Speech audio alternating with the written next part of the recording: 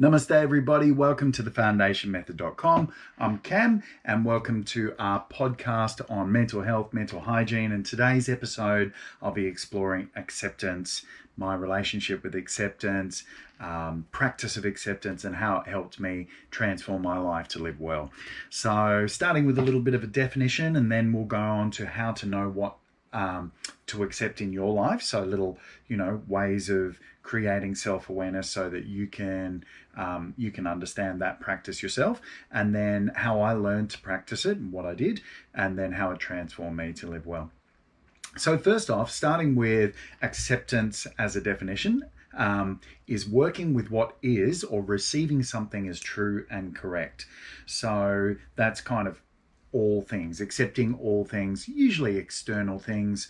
And then if we're looking at beliefs and ideas that we hold, as one of my teachers says, each belief is a limit to be transcended, like peeling layers of the onion off. So, accepting that process is just a deep rabbit hole and nothing is, finite, that there's a rainbow of truths maybe there. That's a good place to start. And also knowing that our relationship with what is true and correct is going to grow and evolve as we grow and evolve as well.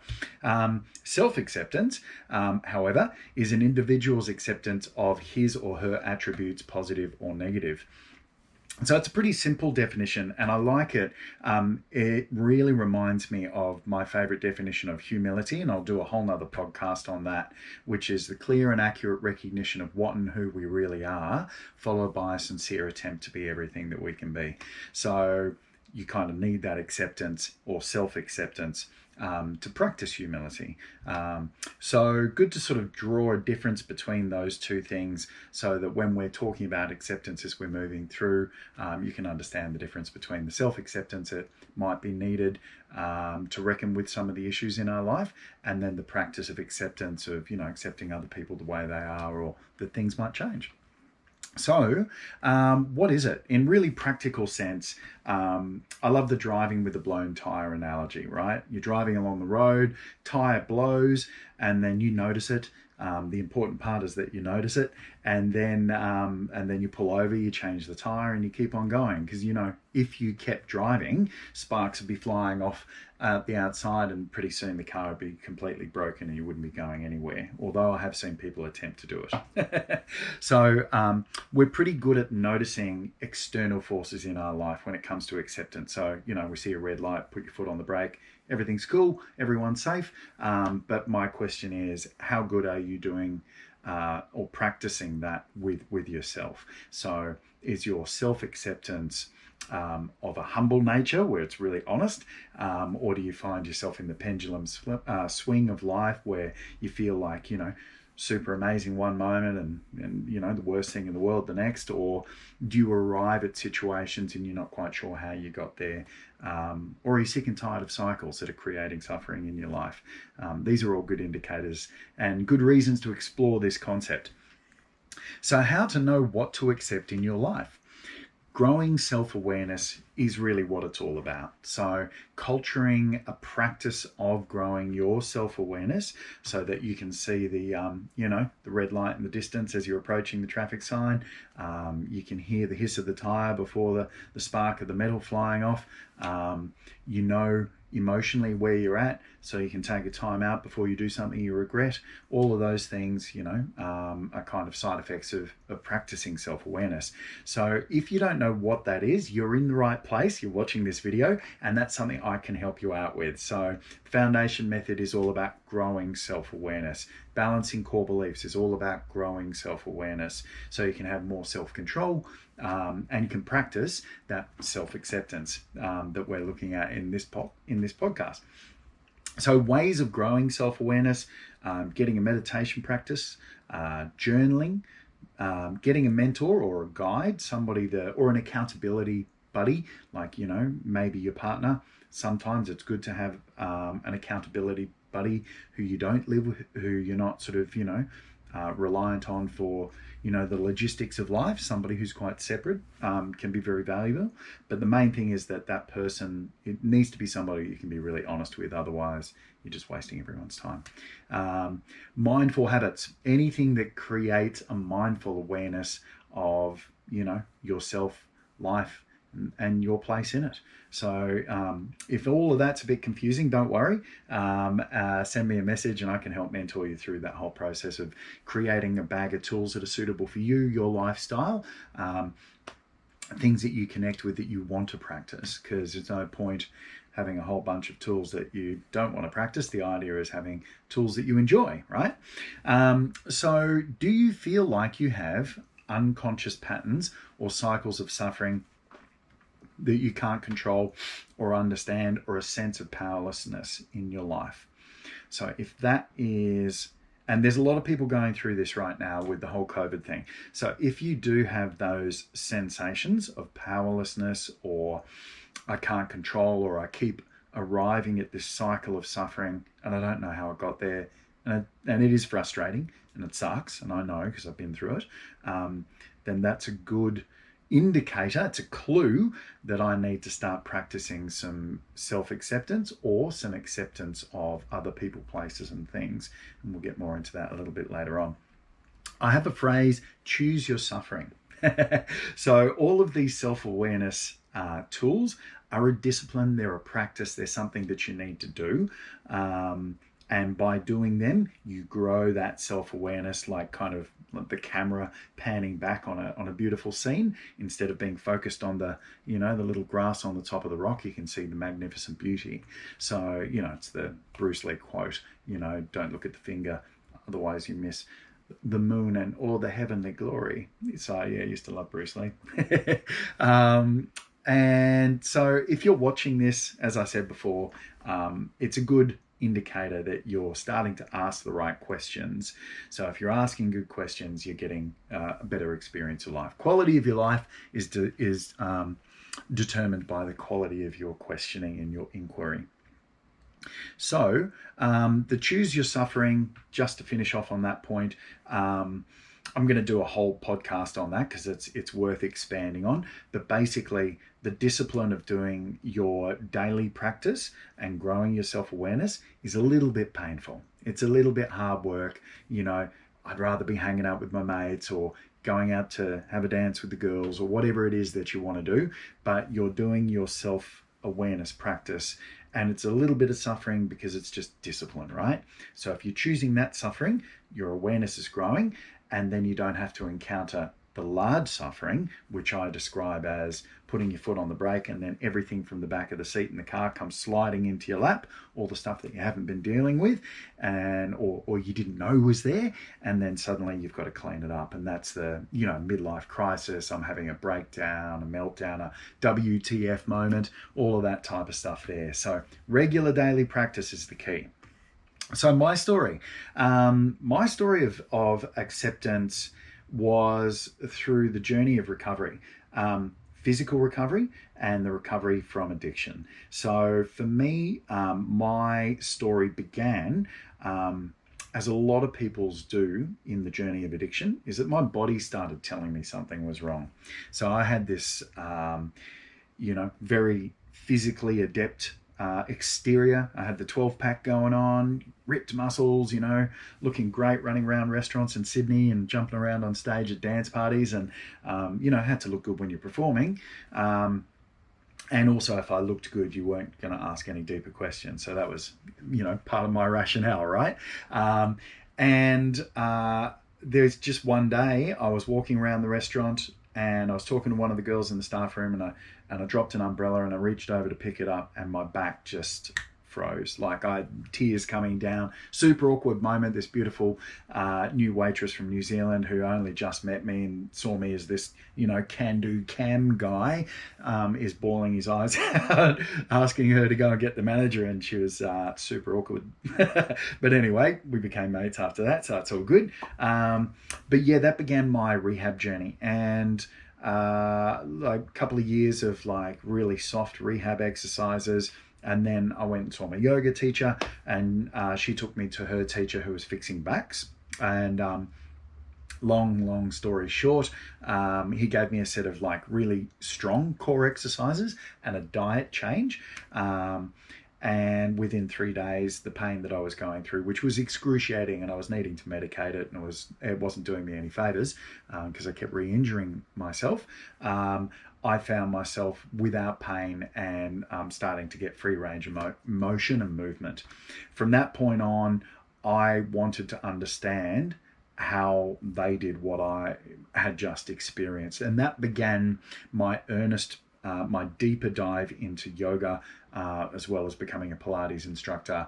But the takeaway from this that I'm wanting to share with you is there was a set of exercises that I needed to do every day. And the man said to me, you do the exercises, you'll stay strong. You don't do the exercises, you'll relapse.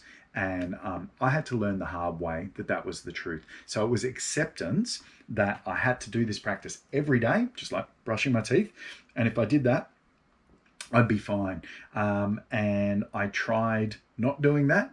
And after about 2 weeks, something had happened. I'd get out of bed and then I'd just be in excruciating pain. So I'm going through these cycles, with the physical body of that, recovery there. And then I started my teacher training, my yoga teacher training, and that was super humbling because I had all these like super fit PT people who were smashing out incredible movement, and I couldn't even touch my toes. So it was really humbling and embarrassing. But good teacher, because it taught me to listen to my body in all of these yoga exercises that I was going to teach. So previously I could do everything, I was super strong, all the handstands, the splits, do all that stuff, no problem. But what I was being asked to do was to listen to the sensations in my body to guide me in my practice. So what was happening is I was developing a much deeper connection to honesty within me. And then the side effect of that is the more I practiced this self-acceptance, the more I practiced the acceptance with myself, I started noticing other things that needed attention and that needed work in my life. Like they just surfaced to my consciousness as a byproduct of doing the practice of honoring self-acceptance within my body. And then it started to work on deeper layers, like the onion layer, just starting to peel off one at a time. So talking to my next part of the journey, which was my recovery, letting go of drinking. So a little bit of yoga quotes here. BKS Iyengar says, accept what cannot be changed and change what cannot be endured. And then also Albert Einstein says, once we accept our limitations, we go beyond them. Both of those experiences, the BKS Iyengar quote as well as the Einstein quote, describe what happened with my yoga journey and letting go of alcohol in my life. So when I did that, when I made the decision, I recognized that, this had to stop. I had, a grey cloud that was continually hanging over my consciousness, and I needed to let it go. Like they say, if it's not a problem, it's not a problem. But I had to realize that I was experiencing something that was different to most people. Like there were problems, there were blackouts, there were issues that were coming into my relationships and my work life, and they were painful and shameful, and they needed to change. And so I got into a recovery, a rehab, and a 12-step program. And by doing that, I discovered the 12 steps in the fellowship to support me through my recovery. And I got the understanding that what I was going through was a twofold disease, one of the body, one of the mind. And I didn't believe that beforehand. So this is where it comes to that acceptance of external forces, right? If I put this external force in my body, there's a chemical change that happens, and the alcohol turns into a different substance in my belly, not carbohydrate like it does for most people. It's an acetone. It generates a sensation of craving that I need to cessate with the application of more alcohol. Side effect is the mental dis-ease. So, calms the mind to begin with, and then all the isms and the problems start to happen. And essentially I was medicating parts of myself that I didn't want to accept. And I'd learned that through working the 12 steps and getting a really nice solid recovery. That's nearly 8 years ago now. So I can definitely speak to it as being recovered but not cured, which is a beautiful way of that work in progress of understanding. Just like a celiac, right? if they're not eating gluten, they can be well, but if they start eating gluten in 10 years' time, it's still going to hurt them as much as it hurts them today. So in that way, I had to accept that was the case with me in alcohol, and haven't looked back since. So getting a sponsor and getting somebody that I could talk to as a mentor through that program of it's a spiritual program of understanding oneself and my behaviors and my actions that I was essentially medicating with the alcohol. And when I could do that, when I could get that perspective through a sober member who had recovery, it transformed my life. It allowed me to practice an earnest, humble self-acceptance rather than a self-flagellating or an egotistical one, which was always my issue, the pendulum swing, which was quite difficult to deal with. So how it transformed me. So in my back injury, turned me into a highly qualified yoga teacher and Pilates teacher, and taking people who are going through the rehab journey and mentor them into feeling strong and capable and able in their life, and also sharing the wisdom that I learned through my recovery journey as well, which allowed me to have an experience of being mostly contented with just little bits of discontent. Whereas beforehand, it was mostly discontent and little bits of content, probably in a 5-minute window when I just had enough booze, but then it would always go over the edge, right? So, having joy in my life, being able to continue my music career, being able to share these type of insights with people like you, so that if you're going through these type of things, at least you know that there is an answer, and it's a pretty simple answer as well. So if you are going through that stuff, do reach out. Don't try and go through it alone. It's not a problem with your willpower. Most people going through this have a very strong willpower, so it's not that. It's just a disease. And then continued my progression of life and gave me gifts that I never thought I would have in my life. So very happy and well contented customer of recovery here. So finishing with a little quote, which is from my favorite guy, Stephen Cope. He says that through practice, I have come to see that the deepest source of my misery is not wanting things to be the way they are. Now, I love that he calls it a practice, right? Not wanting myself to be the way that I am, not wanting others to be the way that they are, and not wanting the world to be the way that it is.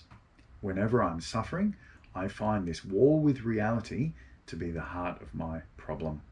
And acceptance is the arrow and the pathway back to my peace.